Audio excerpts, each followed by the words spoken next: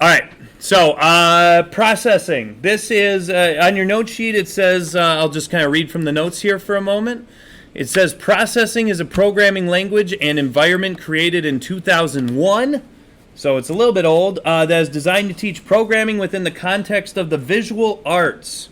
There are a ton of things that you can do in processing. I was going to pull up kind of some of the stuff that people have done in my class. There's this interesting design that somebody created. This is some bouncing balls going around that somebody created in processing in one of my hours. Let's see, what else do I have that people have created? I had somebody just recently, if you know Anya Jacobson, she made Minesweeper in processing. Does anybody know? Have you ever heard Minesweeper? It's like a game. If you haven't heard of it, here's what Minesweeper kind of looks like. It's the game where there's mines and stuff like that, and you have to make sure that you don't blow up. And oh my gosh, I'm a loser. There's all kinds of. Let's see. Somebody made some art here. If you've ever heard of Andy Warhol, somebody made some Marilyn Monroe, Andy Warhol art in processing. I just like teaching computer science in kind of the visual arts context because it seems like more people are engaged. So we will use processing here and there as a tool to learn computer science this trimester. So processing is free to download, and it's open source and it's convenient for us as it uses Java syntax by default. If you want to download processing, I'd highly recommend it. You can download it at processing.org. I've got the link there if you were able to click on the thing, but processing.org, it is a free download. Java is a programming language that we're going to be using in this class, and processing kind of uses the Java rules. It looks very much like Java, but it's just got some extra stuff built in so that we can make some visual art stuff very easily. So, and that's what you're looking at right here. This is processing. Processing is two things. First of all, it's this software where you can write code. It kind of looks like Notepad, but it's also got a play button up at the top for when you've written some code and you want to have it run and show up. And this is where you write your code. You can think of it like Microsoft Word for programming. So it's software and it's also kind of a programming language as well. So processing is kind of two things. Before we can program, though, I need to do a quick review of functions, kind of like you've learned in math and Algebra 2, because when you're programming, you use functions, you write functions, and we're going to learn some functions in processing today. So before demonstrating some of the basic functions in processing, it's important for us to understand what a function is, what a function signature is, and what the function signature tells you. You folks have been doing functions for a while in math class. If you've ever seen f of x, that's a function. You can just think of a function as a group of statements that calculate or do something. So a function is a set of instructions that takes in one or more inputs and returns one or more outputs. Do you guys remember maybe in elementary school you did like black box functions where you had like your teacher would say, here, 3 goes in, 6 comes out. 4 goes in, 8 comes out, and you'd have to figure out like what the rule is. Did you guys do that like in elementary school? Okay, so that's kind of like a function. It's got inputs and outputs, and it transforms the inputs so you get the outputs. Some familiar examples of functions are addition, subtraction, multiplication, division, more complex mathematical functions like, for example, f of x equals 3x plus 5. That's a function. So if I have my function named f here, and like 1 goes into my function, what's going to come out? Well, if 1 goes in for x, then 8 would come out. And so on and so forth. So a function is just something that has a name, takes an input, and gives you back an output. That makes sense so far? Okay. Excuse me. A function, I don't have corona. A function signature is a protocol for quickly defining the name of the function as well as what inputs are expected. For example, an addition function may have the function signature add x, y, where add is the name of the function and x and y are parameters or placeholders, or another way you can put it is their inputs is another way you can think of it. This means that when using the add function, we are required to pass two values to the functions as input. So what might happen is if I say like add 2, 3, I would expect 2 and 3 to go in, and I'm guessing the output would be 5 because 2 and 3 would get added together, something like that. So a function signature basically is telling you what the name of the function is, what you call it, and then also how many inputs are expected for that function and what those inputs represent. Sometimes the reference materials for a particular function will include what type of output will be returned when calling the function. While not necessarily part of the function signature, this is very useful information. Most output for processing will be of a visual nature. So often in math class, numbers go in, numbers come out. In processing, numbers or variables are going to go in, and then you're going to get something on the screen to show up, some visual output that you can see on the screen. So, with that being said, we're going to start using processing here. I'm going to start you out with some very basic functions. Before we do that, I want to apologize for the heat in here. It's not because of the tropical theme of today. I think the heating system is broken. So I've got my fan going here. It's not even a fan, it's an HVB high velocity blower. So I apologize for the heat. I know it makes you feel very warm and want to take a nap. It's not just me, it's the heat. That's not why you want to take a nap. It's not my fault, I promise. That being said, let's learn some basic functions in processing. Here's one of them. The first one we're going to learn is called size. Here's a function signature. This is the name of the function. It's called size. And then it looks like it also takes in 2 inputs, representing the width and the height. So if I want to use the size function in processing, I'm going to say size, and then I'm going to send in 2 numbers, one that represents the width, one that represents the height.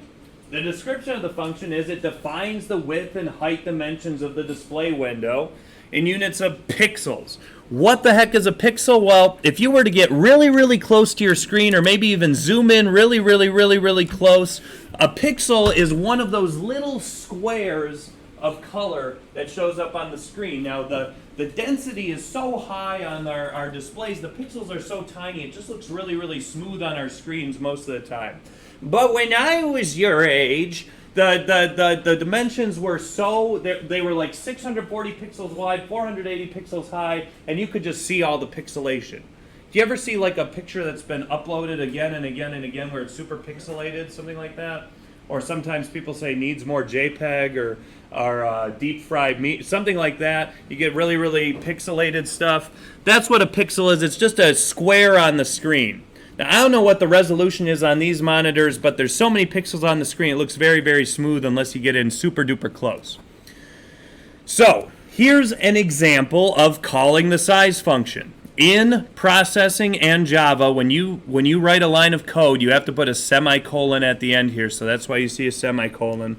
I say the name of the function, and then I send in 2 values. Since we know that the signature says the first one's going to represent the width, 640 is going to represent the width of my window, and 480 will represent the height of my window. So what does this code do? This will make a window 640 pixels wide and 480 pixels high. That's what that line of code would do. Now, could you use other numbers? Absolutely. If I did 1,000 and 1,000 and make it 1,000 pixels wide, 1,000 pixels high.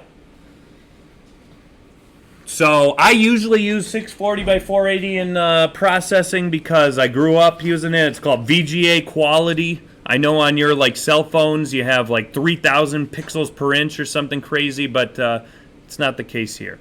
So let's go ahead and try this in processing.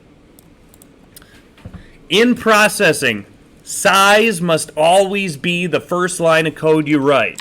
So I'm going to say size. And then, since it's a function, it takes in 2 inputs. I'm just going to use the one in the example, 640 by 480. And then I need to put a semicolon at the end of the line. Here's something nice about processing. If you forget, it tells you immediately that you've made an error, and what that error is. Here it's telling me I'm missing a semicolon. Errors kind of pop up down at the bottom of the screen here. Missing a semicolon. Okay, so I guess I need to put a semicolon, which is what you need to do with every line of Java code. And then you can go ahead and click the play button. And you should see a window, and guess what? 640 pixels wide, 480 pixels high.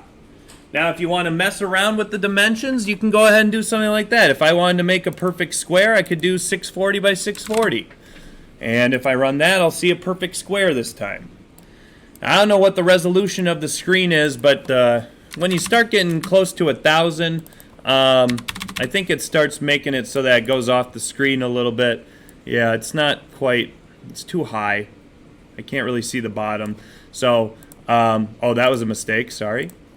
So I'm going to stick with just 640 by 480 for right now, and that'll make my window. And it looks like it defaults to making a window that's gray. So, so there you go. That's the size function. Questions about the size function? Okay, pretty straightforward. One note about the size function that you probably want to write down on your note sheets. I'm just going to write it over here. Let me pick a good color, maybe purple. Size must go first. It's just like when you make any art, you gotta make the canvas before you put the paint on it. You can't get the paint out and start waving it in the air without a canvas. You gotta do size first so that you have something to draw on. Does that make sense? Okay. And you should only call the size function once. What are you going to do? Make several canvases? Doesn't make any sense. All right, next thing. We saw that the window defaulted to being a gray window. Well, I don't like a gray window. That's kind of ugly. What can we do instead? Well, we can choose a function called background to change the color of the background. And so, again, the name of the function here is background. And in this case, it looks like it just has one input. And that represents gray. The description of the function is it sets the background between black and white, where 0 and 255 represent black and white respectively. What I'm trying to say there is, if you say background 0, that'll be black. If you say background 255, it'll be white. Something in between will be a different color of gray. The closer to 0 it is, the darker it'll be. The closer to 255 is, the lighter it'll be. So I'm going to write down 0 is black, and then 255 is white. I'm not going to talk about why it's 0 and 255 instead of 0 or 100 right now, but that's the range that it goes from if you put in one input. So as an example over here, background 0 would make the color black. Let's try a couple different ones here. If I do background 0 and then I run my code, well, there you go, it's black. If I run background 255, run my code, now it's a white window. If I do something like close to 0, maybe 50, it'll be a very dark slate gray. If I do something closer to 255, like 200, it'll be closer to white, a very light gray. And so on and so forth. Any questions there? When you call background, it paints over the entire screen, by the way. So if you ever want to kind of erase everything that you've done, you can call background. I'm just going to make a quick note on the side here. Background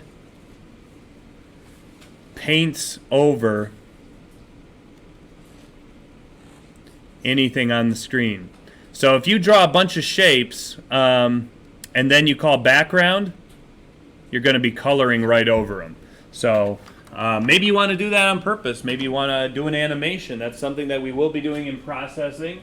It's not going to be Pixar level, but we will be making animations. When you draw a frame, you want to color over it and then draw the next frame, and color over it and draw the next frame, and so on and so on and so on. So this example code here makes a background that's black. Now, white and gray, while they're good, they're kind of boring. Why don't we add some color to our life? I'm glad that you asked for that. Here's how you can create color. Color in programming languages are represented as a triplet of red, green, and blue values. So you do a red value, then you do a green value, and then you do a blue value. And did you ever have an art class in elementary school where your teacher was like, you can mix together the colors to make any other color and stuff like that, and then you had like the big box of Crayola crayons, like 128 of them, and you colored over all of them, and your teacher was like, if you mix all the colors together, you get white, and then you took all the crayons and you colored over it and you got like brown, and they lied to you? That never happened to you, just me? Okay. That's fine. My whole life has been a lie, that's okay. So if you want color instead of just white and black and shades of gray, you can use a triplet of values, which represents a red, a green, and a blue. And these values all range from 0 to 255. So 0 to 255, 0 to 255, and then blue also goes 0 to 255. And you can mix red, green, and blue together to get different colors. Now, if I just do 255 red, 0 green, 0 blue, I'm going to get bright red on the screen. If I do 0 red, 255 green, and 0 blue, I'm going to get bright green. If I do 0 red, 0 green, 0 blue, I'm just going to get black. But then you can mix them together in different colors and all that kind of stuff. So in the examples down below here, if I do 255, 0, 0, that's 255 red, 0 green, and 0 blue. This will be just a bright red. Bright, full intensity red. Same if I do 0 red, 255 green, which is full intensity, and then 0 blue, I'll get a very bright green.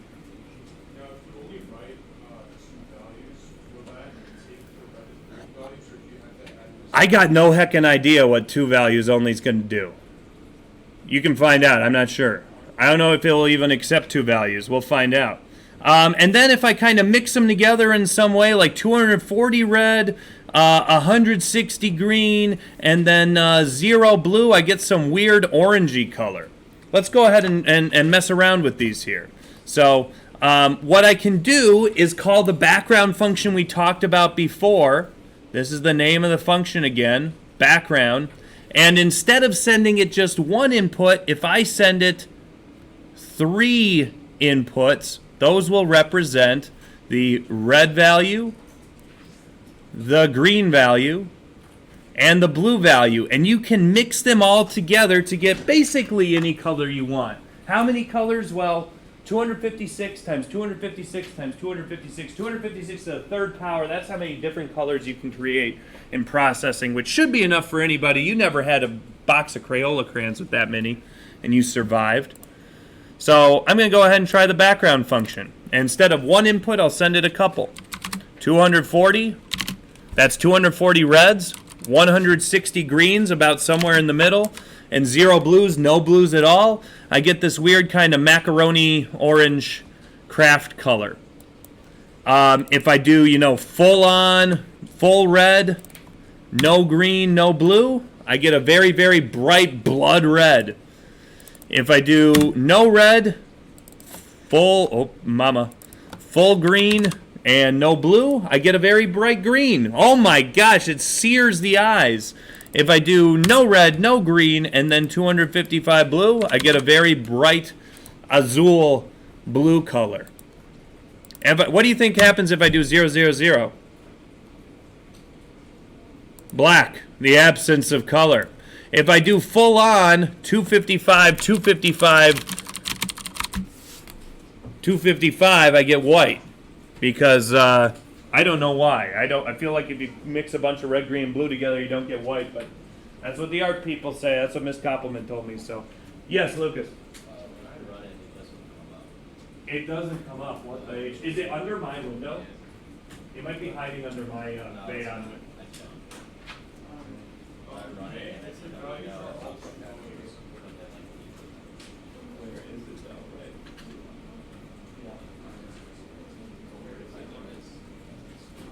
I bet I do. Why wasn't it changed the window? Oh.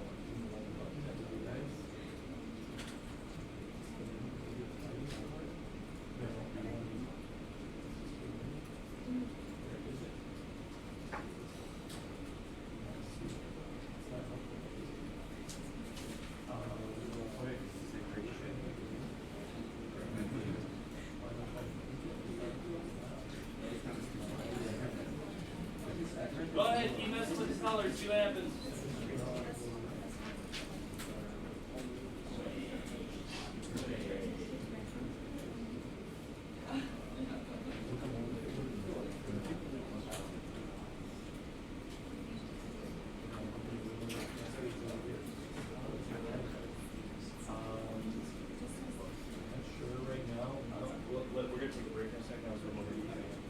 So, you can mix together a bunch of different reds, greens, and blues to get different colors.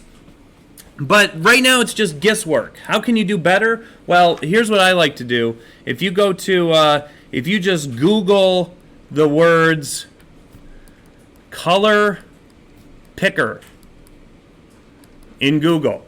So if I go to a tab of Google and I type in color picker, this pops. Oh my gosh! It started with my macaroni orange. What the heck?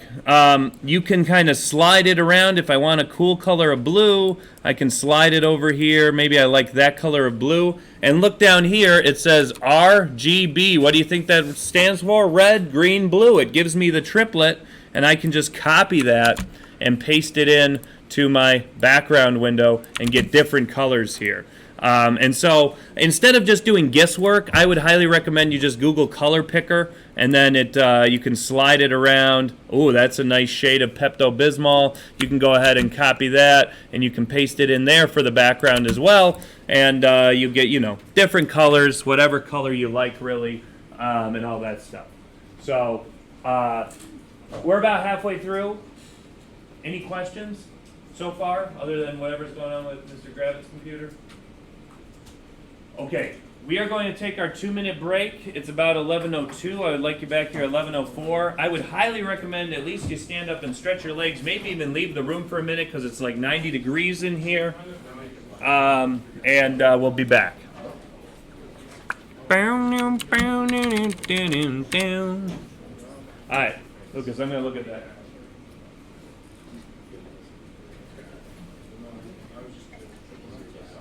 Yeah, what was your idea? No, just that it would be the same thing that's happened. Yeah, Same thing right. happened, but my values were all just like. Yeah, I don't know, even if I make this super duper large, still not.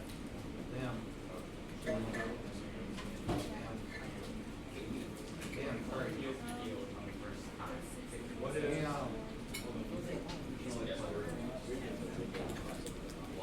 Right, it makes me think that it's drawing into the screen.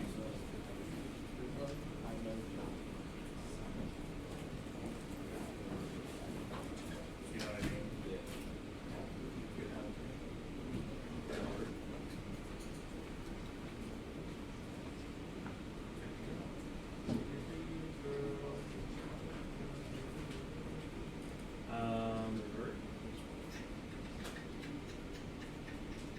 It doesn't even let you go. Oh, baby. Is it here? Where is it? No. Okay. I'm trying to find out where it is. What if?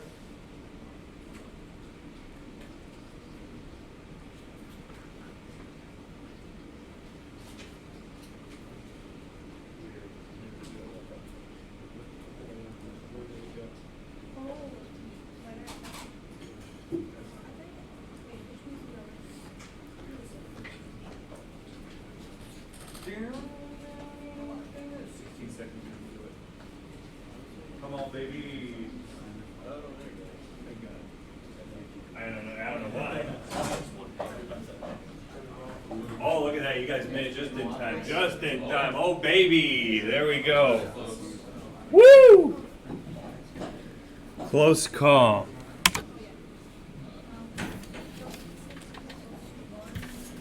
Lucas, that's working now? Okay, go.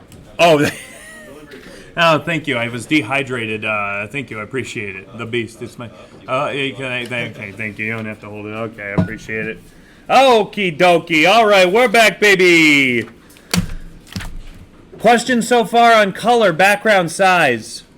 You're like, I'm bored. Let me make some shapes. That's what we're doing next.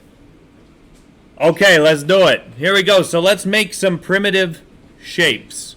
So below are some built-in functions for creating basic two-dimensional shapes in processing. Now, really quick, before we start drawing shapes which involve coordinates, I have to explain to you the coordinate system in processing because it's a little wacky and confusing. So if this is my window over here, here's how the coordinates work in processing. This spot up in the top left corner is 0, 0. The top left corner is 0, 0. As you go to the right, the x values are going up all the way until you get to the width, which should be over here. So if you make your width 640, over here this is like 640. Technically 639, but it's okay. And then down this way, bless you. Maybe I forgot to mention, I do have, if anybody needs tissues at any point, I do have tissues over there by my Matryoshka on my center table by the chargers if you ever need a tissue. As you go down, this is what's weird, the y values also go up until you get to the height. And so if I made my height 480, it would go all the way down from 0 to 480. So it's basically like you've got the quadrant 1, but like flipped over the x-axis. The only difference is, 0, 0 is in the top left, and as you go down, the y's get bigger. Obviously, as you go right, the x gets bigger. What happens, do you think, if you pick a negative coordinate? Where do you think it goes? Yeah, it just goes, it's just off the screen. It'll draw it, but it'll be off the screen, which is pretty useless. You go negative y's, they'll be up here. Negative x's, they'll be over here somewhere. If you go bigger than the width and the height, you're drawing it off screen again. So you want to make sure that you're drawing something on the screen. So that's the coordinate system in processing. 0, 0 is top left, x's get bigger as you go to the right, up to the width. Y's get bigger as you go down, up to the height. What's the width and height? Well, you chose it when you sized your window. Okay. All right, so primitive shapes. First one, bless you, is the line function. This is the name of the function, and it has 1, 2, 3, 4 inputs. And basically what the line function does is it draws a line between the 2 points. The way it really works is it basically takes the values x1 and y1 and then connects it to x2, y2. So essentially you're just writing two coordinate pairs down. x1, y1, x2, y2, and it connects those 2 points. So in this example over here, it'll connect the point 30, 20. That's the first coordinate pair to the point 85, 75 down here. How could I tell which point is which point? I know that the y's get bigger as I go down. So that'll connect those. You can go ahead and let's go ahead and make a line on here. Let's see what happens. So if I want to make a line, maybe I want to make a line. I'll just copy the one that's on the notes: 30, 20, 85, 75, something like that. The spaces don't really matter. I just put them in to indicate first coordinate pair, second coordinate pair. I go ahead and run it. There's my little line up there. Amazing. What if I want to draw a line all the way from the top left corner to the bottom right corner? Well, the top left is 0, 0. The bottom right would be basically width height, essentially 640, 480. And that'll draw a line all the way from the top left to the bottom right. I could draw another line. I can draw several lines if I want to. If I draw another line, maybe I want to go from the top right to the bottom left. Let me think. The top right would be 640, 0. The bottom left would be 0, 480. That'll draw a line from the top right to the bottom left. Now I got a thing going on here. I've got a little X thing going on. If I want to draw a line going all the way through the middle, let me think. What's the math here? If I want to draw a line going through the center, it would be left to right. The left side would be, X would be 0, 480 divided by 2, 240, and then the right side would be 640, 240, something like that. And I'm not going to go over how lines work in math, but if you want to have a completely horizontal line, obviously the y's stay the same. If you want to have a completely vertical line, the x's stay the same. You guys know slope. You don't need to tell me, I don't need to tell you about vertical lines and horizontal lines. You guys know how that works. And you can just keep calling the line function as much as you want to. As many lines as you want to draw. Questions on the line function? Okay, what's next? Well, what if you don't like a black line? What if you want a gray line or a lighter line or an orange line or a yellow line or whatever line you want? Well, just like there's a background function where you can change the color of the background, there's a stroke function. And the stroke function essentially allows you to color lines. And when I'm talking about coloring lines, it can color anything that you do with the line function, but it could also, if you have like a shape, it'll color the perimeter of it as well. Any line in your program you can change the color of by using the stroke function. But remember yesterday when we were doing Keep Talking and Nobody Explodes, how the order is very important? The order is very important in processing as well. It's all about sequencing and logic.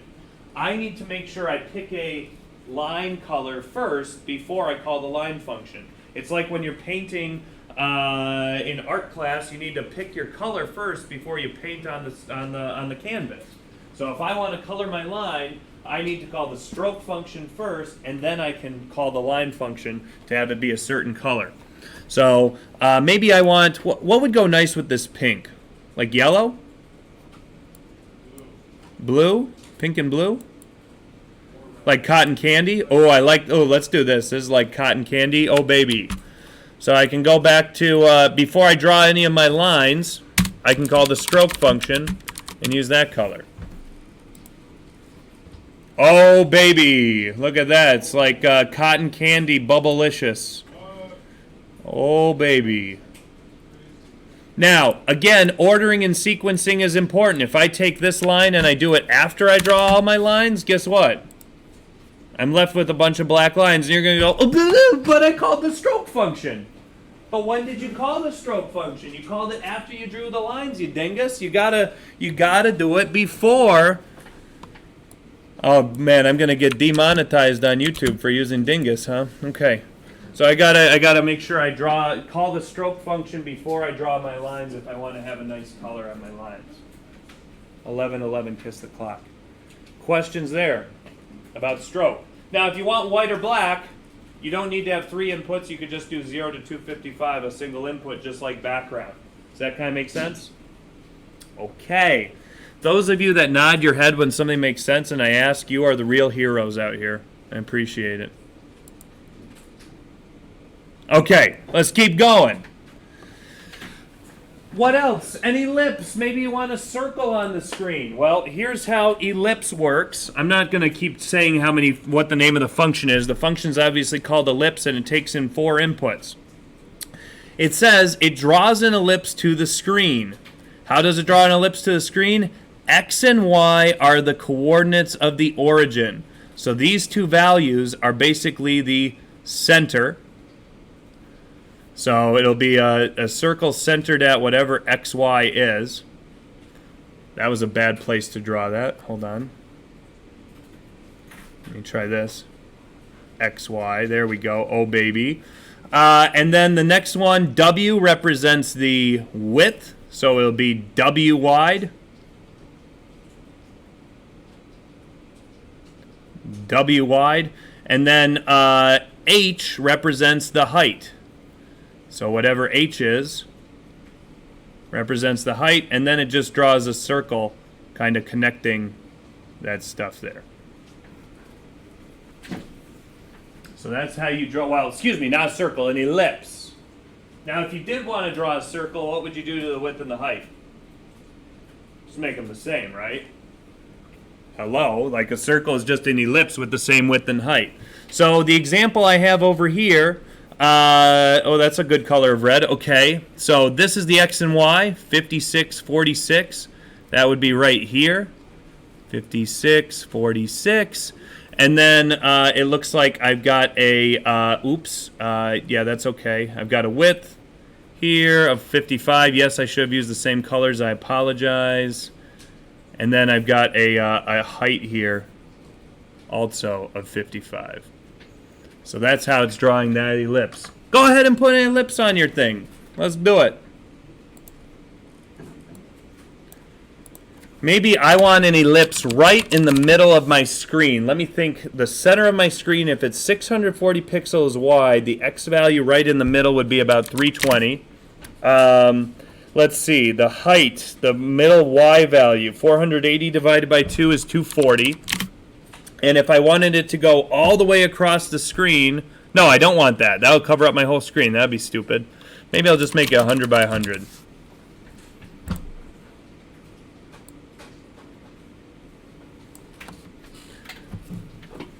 Oh, look at this design. I love it when a plan comes together. Now, some of you might be looking at this and going, wait, where'd the rest of the lines go? Where's the rest of the lines? Underneath. Just like when you're painting, you know you're watching Bob Ross. He's doing happy little trees. He does the background first, then he does the trees on top of it. It's all about layering. Just like yesterday when you were playing Keep Talking and Nobody Explodes, the order does matter. Question? Kyle. I can't like type another code past 3. What happened? Like I can't like put it on the force all the way. I think if you wanted to, you could make it enter and go down. I think it just won't let you click there unless there's something already there. Does that make sense?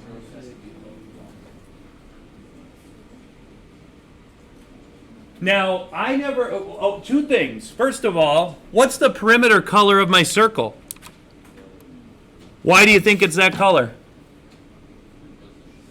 Because of the stroke. So stroke doesn't only color lines, stroke also colors the perimeter of any shapes that you draw. Now, if I don't want this to be blue, I would have to call the stroke function before I draw my ellipse. It's all about sequencing and ordering. You have to think logically, step by step by step, which we call an algorithm in computer science. So the order that I've drawn it in is like that. If I were to draw my ellipse before all of these lines, before I even call the stroke function, then it'll have a black stroke and then the lines will draw on top of it. It's all up to you how you order things. Does that make sense? Okay. Now, I never specified that the center of this should be white.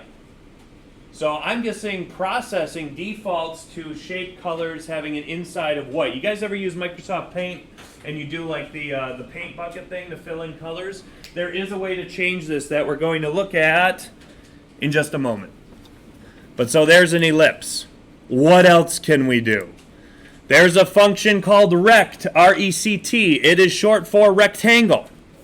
How does rect work? I'm so glad you asked. Rect draws a rectangle to the screen. Now, X and Y behave a little bit differently this time. Let me actually do blue here. X and Y behave a little bit differently. X and Y are the top left corner of your rectangle. So X and Y here represent the top left corner of your rectangle. It is different than ellipse. Ellipse, the X and Y represent the center. For rectangle, X and Y represent the top left corner of your rectangle. Then, just like before, W represents the width, so it'll be W units wide. And then H represents the height. It'll be H units, H pixels high, and so then you end up with a rectangle that looks like this. If you want to make a square, you make the width and the height the same. So in the example you see over to the side there, well, excuse me, 30 and 20, that's the top left corner of the ellipse. That's not an ellipse, I see you, it's a rectangle. 55 would be the width. And this 55 would represent the height. And since I made the width and the height the same, it would be a square, essentially. And again, I want you really to pay attention that, oh, that's 55 and 55. Pay attention that for an ellipse, X and Y represent the center. For a rectangle, X and Y represent the top left corner of the rectangle.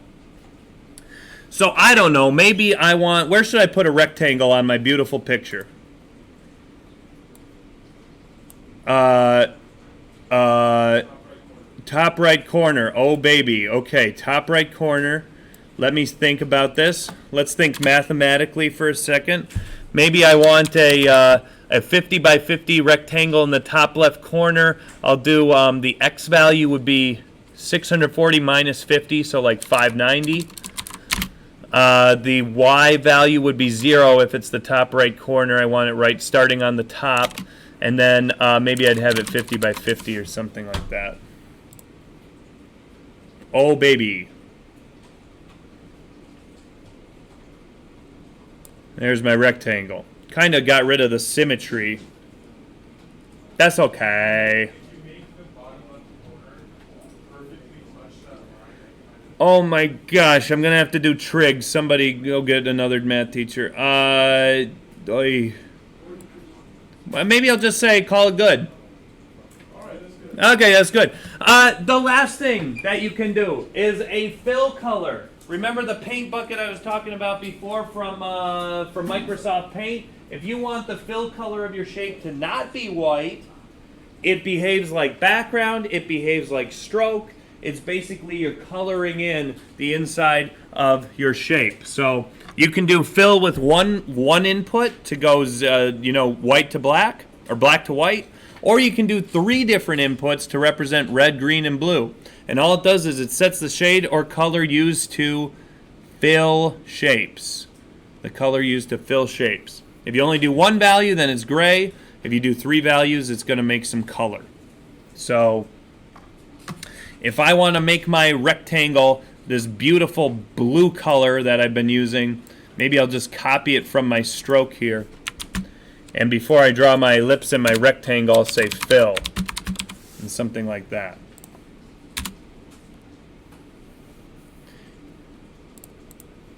Now, look at this beautiful cotton candy situation I have happening.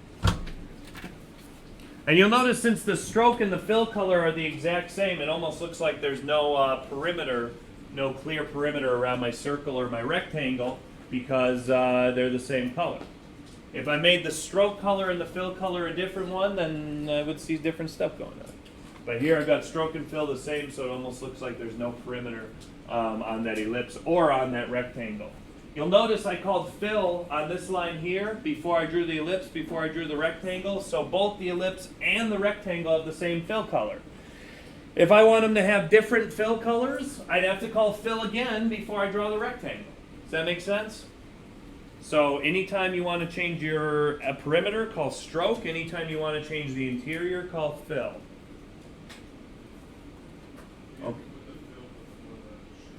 Exactly. Just like stroke, if stroke and fill behave similarly, you need to call them before you draw the shape. It's like you need to pick up the paintbrush or mix the paint, Bob Ross, Phthalo blue, whatever. You need to pick up the color before you draw the shape if you want it to be like that. If you draw the shape and then pick up the color, it's not going to work.